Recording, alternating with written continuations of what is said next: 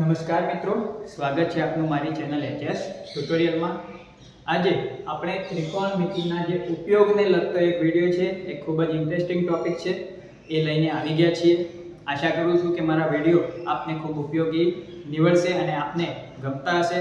તો આવા જ વિડિયોની અપડેટ મેળવવા માટે વિડિયોને લાઈક કરી ચેનલને સબસ્ક્રાઇબ કરવાનું ભૂલતા નહીં અને સાથે સાથે WhatsApp ચેનલને પણ જોઈન કરી લેજો, જેથી કરીને WhatsApp ગ્રુપ જે આપણે બનાવવાના છે આવનારા સમયમાં, એની લિંક તમને એમાંથી મળી રહેશે અને તમે ગ્રુપમાં જોડાઈને બીજા મિત્રો સાથે મારા સાથે ચર્ચા કરી શકો। શરૂ કરીએ મિત્રો આજના વિડિયોને। ત્રિકોણમિતિના ઉપયોગો એટલે કે જે આપણે આગળ ત્રિકોણમિતિના વિડિયોમાં શીખ્યા છે, જે સૂત્રો જોયા, sin cos tan બધા વિધેયોના, જે કોષ્ટકની વેલ્યુ જોઈ આપણે, જે નિત્ય સમૂહ જોયા, એ બધાનો ઉપયોગ કરીને અહીંયા કેટલીક વ્યવહારિક ઉદાહરણોની મદદથી આપણને દાખલા પૂછાઈ શકે। તો એ વ્યવહારિક ઉદાહરણોનો ઉપયોગ કરીને કઈ રીતે દાખલો સોલ્વ કરી શકાય એની આપણે આજે સમજૂતી મેળવીશું। તો જુઓ મિત્રો, અહીંયા સૌ પહેલા કોન્સેપ્ટ સમજાવવા માટે એક આકૃતિ સમજાવેલી છે કે કોઈ આ પ્રમાણેની કોઈ ઇમારત હોય કે કોઈ બિલ્ડિંગ હોય, કોઈ ટાવર હોય, ગમે તે વસ્તુ હોય, કોઈ આવી રીતે ઊંચી વસ્તુ હોય અને જમીન પરના એક બિંદુથી જો તમે ઊંચી વસ્તુની ટોચનું અવલોકન કરી રહ્યા હોય, શું કોઈ ઊંચી વસ્તુ હોય જે શિરોલંબ સ્થિતિમાં હોય અને જમીન પરના કોઈ બિંદુથી તમે બે વસ્તુની ટોચનું અવલોકન કરી રહ્યા હોય, તો એ વખતે તમારી નજરની ક્ષિતિજ રેખા સામે અથવા તો જમીન પરના બિંદુથી ક્ષિતિજ રેખા સાથે જે ઉપરનો જે તમારો કોણ બનશે એને શું કહેવાય મિત્રો? ઉત્સેદ કોણ। બરાબર છે? એ જ રીતે આપણે અહીંયા બીજું ઉદાહરણ સમજાય છે કે જમીન ઉપર એક માણસ ઊભો છે, એ માણસ ઉપર હવામાં રહેલા પતંગને જોઈ રહ્યો છે। તો હવામાં રહેલા પતંગ અને જો અહીંયા મિત્રો જમીન પરના બિંદુથી અવલોકન થતું હતું, તો બિંદુ સાથે ક્ષિતિજ રેખા હતી, ત્યાંથી આપણો જે કોણ બને એને ઉત્સેદ કોણ કહીશું। અહીંયા જમીન પરનું બિંદુ નથી, અહીંયા જે માણસ જોઈ રહ્યો છે એની નજર સાથે જે ક્ષિતિજ રેખા બનશે આડી, તો એ બિંદુથી એ ક્ષિતિજ રેખાથી અહીંયા જે અવલોકન કરી રહ્યા હોય જે પદાર્થ, એ બંને વચ્ચે જે કોણ રચાય એને કહેવાશે ઉત્સેદ કોણ। મતલબ જે પણ કોન્ટેક્ટ પોઈન્ટ થી, જે પણ બિંદુથી અથવા તો નજરથી કે જ્યાંથી પણ તમે કોઈ ઊંચાઈ પર રહેલી વસ્તુનું અવલોકન કરી રહ્યા હોય, તો એ બંને વચ્ચે એ જ્યાંથી અવલોકન થતું હોય એની ક્ષિતિજ રેખા અને એ અવલોકન રેખા બંને વચ્ચેનો જે ખૂણો બને છે એને આપણે કહીશું ઉત્સેદ કોણ। બરાબર? એટલે અહીંયા જમીન પરના બિંદુથી હતો તો જમીન સાથે જે અહીંયા કોણ બને એને ઉત્સેદ કોણ કીધું। અહીંયા કોઈ વ્યક્તિ અવલોકન કરી રહ્યો તો વ્યક્તિની નજર સામે જે ક્ષિતિજ રેખા બને એ અને અવલોકન રેખા, દ્રષ્ટિ રેખા બંને વચ્ચે જે કોણ રચાય એને કહેવાશે ઉત્સેદ કોણ।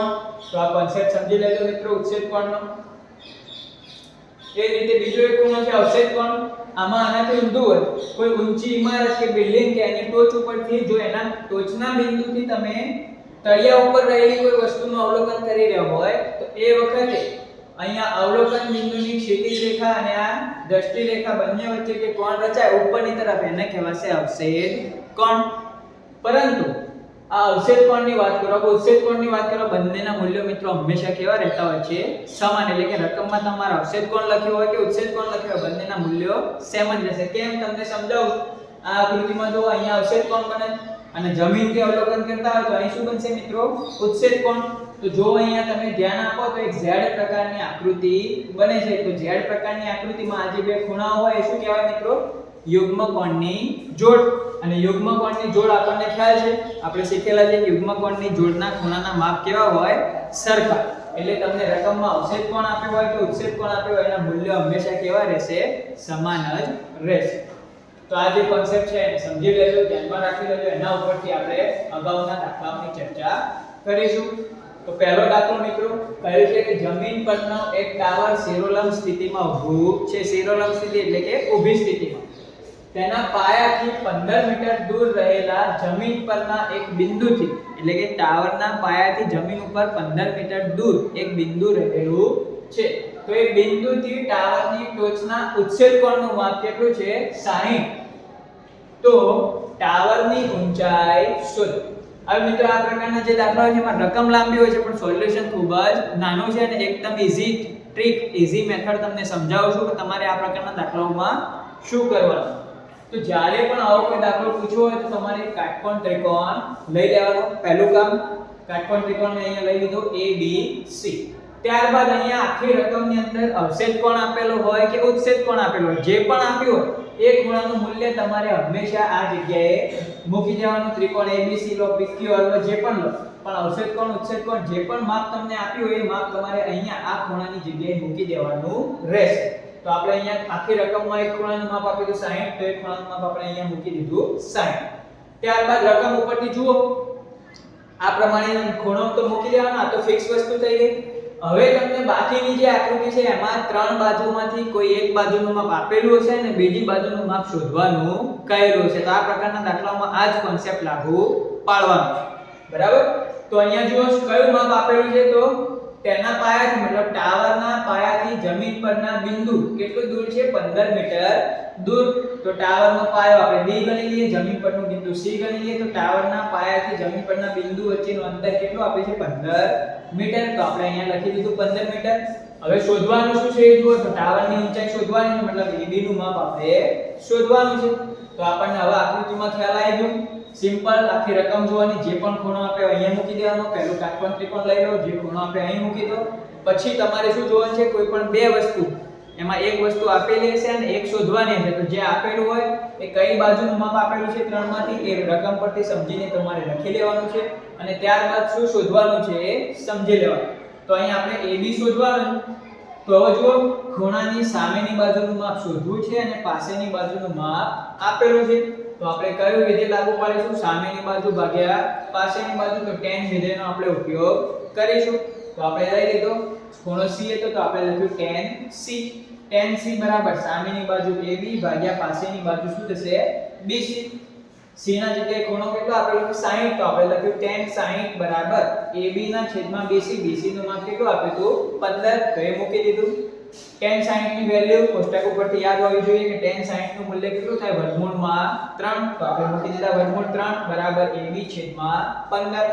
આગળ સાદુરૂપ આપેલા 15 ભાગાકારમાં હતા, બીજી બાજુ થશે તો ગુણાકારમાં થશે. તો 15 ગુણ્યા વર્ગમૂળમાં 3 બરાબર શું થઈ ગયું, AB. તો આપણો જવાબ આપણને મળી ગયો ભાઈ ટાવરની ઊંચાઈ 15 વર્ગમૂળમાં 3 મીટર છે. કેમ કે માપ મીટરમાં આપેલા હતા એટલે આપણે મીટર લખ્યું. તો સિમ્પલ આપણને ટાવરની ઊંચાઈ મળી ગઈ. આમાંથી જે પણ ઓપ્શન પરીક્ષામાં આપેલો હોય તમારે સિલેક્ટ કરી લેવાનો રહેશે. તો ખૂબ જ ઈઝી દાખલો છે, કોન્સેપ્ટ ખાલી મિત્રો સમજી લેજો તો સરળતાથી આ પ્રકારના દાખલા તમે ગણી શકશો. આગળ જોઈએ દાખલા નંબર 2. આમાં પણ જુઓ ખૂબ લાંબી રકમ આપેલી છે કે સર્કસના તંબુમાં જમીન સાથે શિરોલંબ સ્થિતિમાં રહેલા થાંભલાની ટોચથી જમીન સાથે ખેંચીને બાંધેલા 20 મીટર લાંબા દોરડા. ખૂબ લાંબી રકમ છે મિત્રો, બરાબર છે. પણ આપણે તમને મેં કહ્યું કે આ પ્રમાણેનો દાખલો હોય તો એમાં તમારે સિમ્પલ એક જ કોન્સેપ્ટ સમજવાનો છે. શું લઈ લેવાનું છે, કાટકોણ ત્રિકોણ. તો આપણે પહેલો લઈ લીધો કાટકોણ ત્રિકોણ, ખૂણો B કાટકોણ. ત્યારબાદ મેં શું કહ્યું હતું મિત્રો કે આખી રકમમાં જે પણ અવશેષ કોણ હોય કે ઉત્છેદ કોણ હોય, કોઈ ખૂણો આપેલો હોય તે ખૂણો આપણે અહીંયા મૂકી દેવાનો છે. તો એ ખૂણાનું માપ 30 આપેલું છે તો આપણે અહીંયા મૂકી દીધું 30. પછી શું શોધવાનું, બાકીની ત્રણમાંથી કઈ બે બાજુનો આપણે અહીંયા રકમની અંદર ઉલ્લેખ કરેલો છે એમાંથી એક આપી હશે ને એક શોધવાની. તો હવે જો માપ કોનું આપેલું છે, તો એક માપ અહીંયા આપેલું છે 20 મીટર. તો એ 20 મીટરનો આપણે ઉપયોગ કરવાનો છે. તો 20 મીટર જે માપ આપેલું છે એ માપ કોનું આપેલું છે, જો કોનું આપેલું છે, શિરોલંબ સ્થિતિમાં રહેલો જે થાંભલો હતો એ થાંભલાની ટોચથી. તો આપણે આ શિરોલંબ સ્થિતિનો થાંભલો આપણો થઈ ગયો AB. હવે આ થાંભલાની ટોચ એટલે કે A બિંદુથી જમીન સાથે ખેંચીને બાંધેલું 20 મીટર લાંબુ દોરડું. તો આ ટોચથી જમીન સાથે બાંધેલું આ શું થઈ ગયું મિત્રો, દોરડું, જે આપણું અહીંયા આકૃતિમાં શું થાય AC.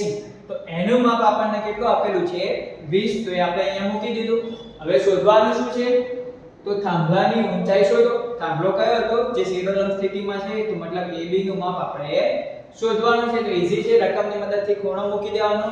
પછી કઈ બાજુનું માપ આપ્યું છે રકમ પરથી તમારે સમજવાનું રહેશે. અહીં આપણને કહ્યું તો કે થાંભલાની ટોચથી જમીન પરના બિંદુએ એક દોરડું બાંધ્યું છે, દોરડામાં કોઈ ઢીલ નથી. તો એ દોરડો શું થઈ ગયો આપણો AC. તો એનું માપ 20 અને AB આપણે શોધવાનું છે, એટલે કે થાંભલાની ઊંચાઈ શોધવાની. તો આ આકૃતિ બનાવી દીધી. હવે આકૃતિ ઉપરથી આપણે નક્કી કરવાનું તો કયું વિધેય વાપરી શકાય. તો જુઓ ખૂણાની સામેની બાજુનું માપ શોધવાનું છે અને કર્ણનું માપ આપણને આપેલું છે. તો સામેની બાજુ ભાગ્યા કર્ણ, કયું સૂત્ર, sin નો સૂત્રનો આપણે ઉપયોગ કરી શકીએ. તો આપણે લખ્યું sin C બરાબર સામેની બાજુ AB ભાગ્યા કર્ણ AC. sin c નું મૂલ્ય ખૂણો કેટલો આપેલું 30 તો sin 30 બરાબર ab ના છેદમાં ac નું મૂલ્ય આપેલું છે તો મૂકી દીધું 20 sin 30 ની કિંમત કોષ્ટક યાદ હોવું જોઈએ ફરીથી કહું છું 1/2 મૂકી દીધું બરાબર ab ના છેદમાં 20 તો આ મૂલ્ય મૂકી દીધું આપણે સાદુરૂપ આપીએ 20 ભાગાકારમાં હતા બીજી બાજુ જશે તો ગુણાકારમાં જશે તો 20 ના છેદમાં 2 બરાબર ab 20 ભાગ્યા 2 એટલે ab બરાબર કેટલા મળ્યા 10 બધા માપ આપણને મીટરમાં આપેલા છે આપણે લખી દઈશું થાંભલાની ઊંચાઈ કેટલી થાય 10 મીટર થાય તો ઓપ્શનની અંદર 10 મીટર જે જવાબ હોય તમારે સિલેક્ટ કરવાનો રહેશે જો મિત્રો રકમ ખૂબ જ લાંબી છે પણ તમે એકદમ ઈઝી રીતે શોર્ટ ટ્રિક સમજીને આ દાખલો ગણી શકો છો જે કોન્સેપ્ટ અહીંયા મેં તમને સમજાવ્યો છે એ કોન્સેપ્ટ તમારે ધ્યાનમાં રાખશો તો ઝડપથી તમારો દાખલો ગણાઈ જશે અને પૂરેપૂરા માર્ક્સ તમને મળી જશે ત્યારબાદ દાખલા નંબર 3 તમારે હોમવર્કમાં કરવાનો છે અહીં રકમ આપેલી છે આખી રકમ તમે શાંતિથી જોઈ લેજો વિડિયોને પોઝ કરીને નોંધી લેજો અને ત્યારબાદ આ જે કોન્સેપ્ટ મેં સમજાવ્યો છે કોન્સેપ્ટ પ્રમાણે આનો શું જવાબ આવશે એ જવાબ મને કોમેન્ટની અંદર તમામ મિત્રો જણાવજો દરેક મિત્રો એનો જવાબ આપશો એવું આશા કરું છું રકમ એકવાર જોઈ લેજો ભાઈ એક પતંગ જમીનથી 60 મીટરની ઊંચાઈ ઉપર ઉડી રહેલ છે તો મતલબ શિરોલંબ માપ આપણને કેટલું આપેલું છે 60 આ પતંગની દોરીનો એક છેડો ક્ષણભર માટે જમીન પરના એક બિંદુ સાથે બાંધેલ છે તો પતંગનો છેડો જમીન પર બાંધેલો છે તો કઈ બાજુ થઈ એ તમારે સમજી લેવાનું છે હવે આ સ્થિતિમાં દોરીનો જમીન સાથેનો ખૂણો આપી દીધો છે 60 તો કોન્સેપ્ટ આપણે જે સમજાવ્યો છે એ પ્રમાણે તમારે જોઈ લેવાનું ખૂણાનું માપ મૂકવાનું કઈ બાજુનું માપ આપેલું છે એ જુઓ અને શું શોધવાનું છે તમારે જોઈ લેવાનું છે અને આનો જવાબ મને દરેક મિત્રો કોમેન્ટની અંદર ચોક્કસપણે આપજો વિડિયોને પોઝ કરીને આ તમે રકમ એની જોઈ લેજો આશા કરું છું કે આ માહિતી તમને ઉપયોગી સાબિત થશે મારી ચેનલને સબસ્ક્રાઇબ કરી વિડિયોને લાઈક કરવાનું ભૂલતા નહીં ફરી મળીશું એક નવા વિડિયોમાં નવા ટોપિક સાથે ત્યાં સુધી જય હિન્દ જય ભારત